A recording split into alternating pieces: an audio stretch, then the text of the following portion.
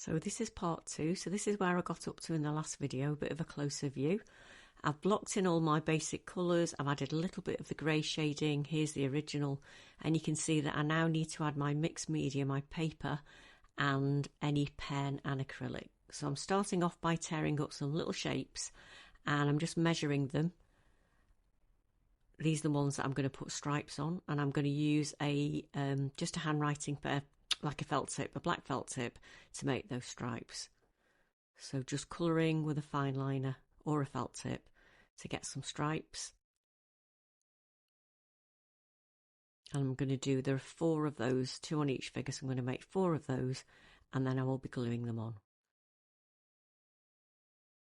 Okay, so just getting some Brit stick and applying it to the back of the piece of paper, and then I'm just going to position all 4 strips in the right place.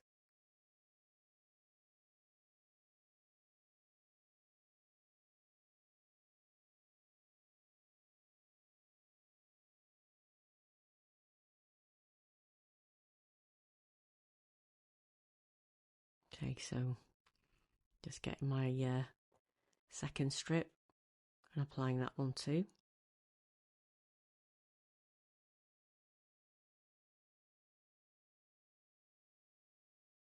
Okay, so that's the finished mixed media strips. I'm also just going to get a little bit of book pages, because on the noses there is some text, like old book pages. So I'm just going to go and grab a book and then tear up some pages to plop on the nose. There we go.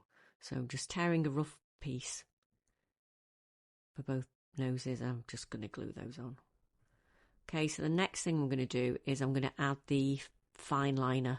So there's loads, absolutely loads of just free-handed pen, and it's quite squiggly.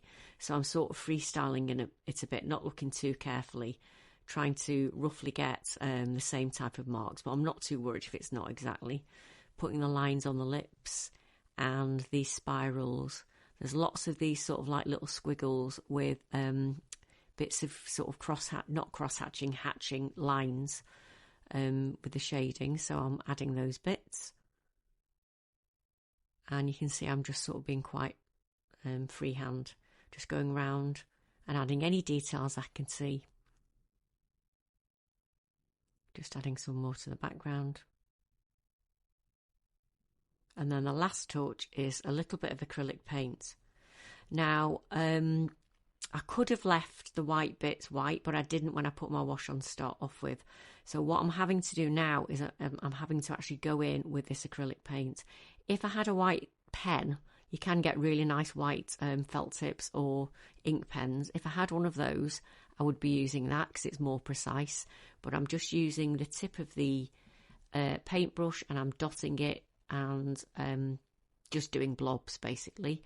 I'm now using the actual paintbrush to repaint those white bits that I've painted over around the mouth, and also do the spiral on the chin.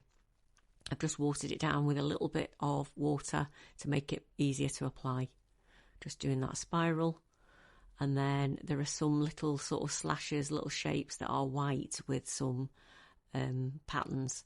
So I'm also adding the white line that I've painted out on the shirt, on the top.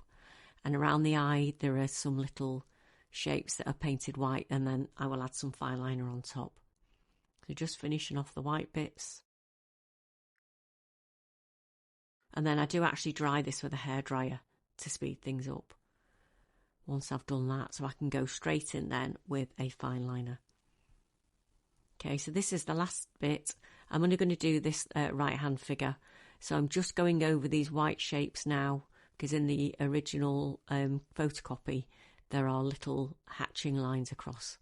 So I'm just putting those bits in, and that's more or less it. Just got to add the writing and the lines on the jumper, and then I'm more or less there. I'm happy with this. So I don't know if this is the process or the order that Deb Weir would actually use, but for me it's the most logical order if I'm trying to achieve something that looks like her work.